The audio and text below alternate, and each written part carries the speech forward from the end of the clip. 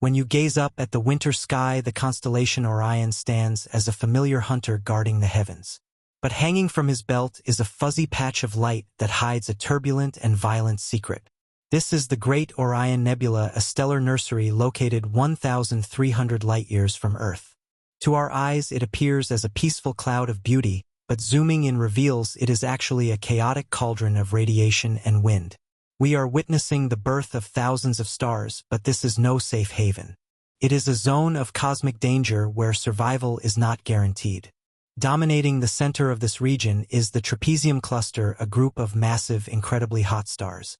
The largest among them is a true giant emitting searing ultraviolet light that illuminates the entire cavern of gas. These giants are the rulers of this domain, and their influence is deadly.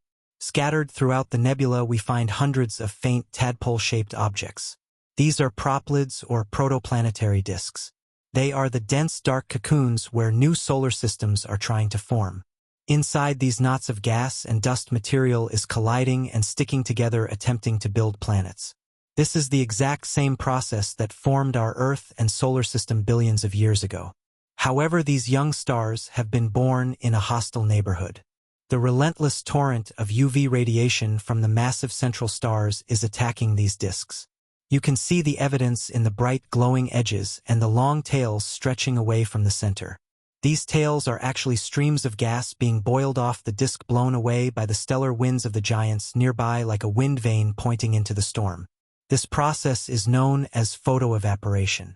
It is a brutal cosmic erosion that strips a young star of its potential. The tragedy here is that this gas is the raw material needed to build gas giant planets like Jupiter and Saturn.